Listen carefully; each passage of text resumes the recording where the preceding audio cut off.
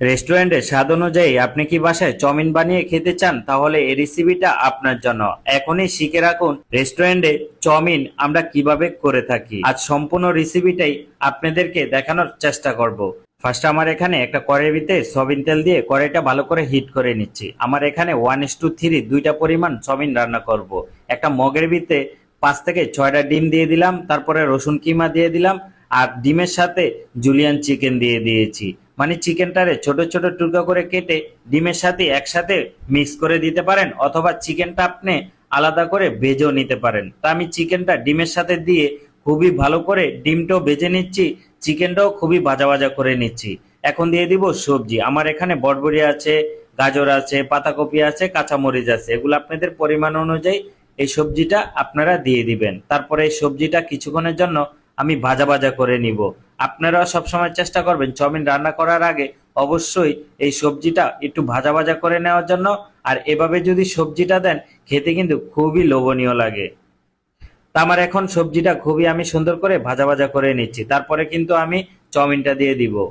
আমার এখানে এই চাউমিনটা আগে সিদ্ধ করে নিয়েছি, আপনারাও চাউমিনটা আগে সিদ্ধ করে নেবেন। আমরা রেস্টুরেন্টে সবসময় ড্রাগন নুডলসটা ব্যবহার করে থাকি, আপনারাও চাইলে দোকান থেকে ড্রাগন নুডলসটা কিনে নিতে পারেন। আমার এখানে কিন্তু 1:3 দুইটা চাউমিন।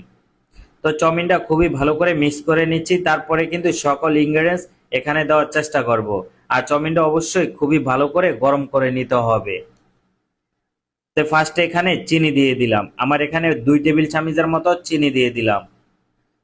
তারপরে দিয়ে দিব স্বাদ অনুযায়ী লবণ। লবণের পরিমাণ একদম কম দিতে হবে। এখন দিয়ে দিলাম 1/2 টেবিল চামচের মতো হোয়াইট পেপার, 1/2 টেবিল চামচের মতো চিকেন পাউডার। তারপরে খুবই ভালো করে আবারও মিক্স করে নিচ্ছি। আপনারাও আমার মতো করে খুবই ভালো করে মিক্স করে নেবেন, এমনকি চুলার হিটটা হালকা হালকা রেখে এই চাউমিনটা রান্না করার চেষ্টা করবেন। এখন দিয়ে দিলাম কিকুমির সয়া সস 2 টেবিল চামচের মতো। তারপরে দিয়ে দিলাম 3 টেবিল চামচের মতো ফিশ সস। এখন দিয়ে দিলাম ম্যাগি সস প্রায় 2 থেকে 3 টেবিল চামচের মতো। তারপরে আবারও খুবই ভালো করে মিক্স করে নিব। এখন দিয়ে দিব ক্যাপসিকাম আর টমেটো। আপনারা চাইলে এখানে চাইনিজ পাতা, পেস্ট পাতাও দিতে পারেন, অথবা কাজু বাদাম দিতে পারেন। আপনারা চাইলে মাশরুম দিতে পারেন, অথবা বিফ দিতে পারেন। আপনাদের বাসায় যদি রান্না করা বিফ থাকে তাহলে দিয়ে দিতে পারেন। এখন দিয়ে দিলাম চিলি সস। আর চিলি সসটা অবশ্যই আপনারা চাউমিনে দেওয়ার চেষ্টা করবেন, তাহলে চাউমিনটা খেতে খুবই খুবই মজা লাগে। আমরা কিন্তু সবসময় রেস্টুরেন্টে চিলি সস ব্যবহার করে থাকি চাউমিনে। আর চাউমিনটা কাস্টমার খেয়ে খুবই প্রশংসা করে।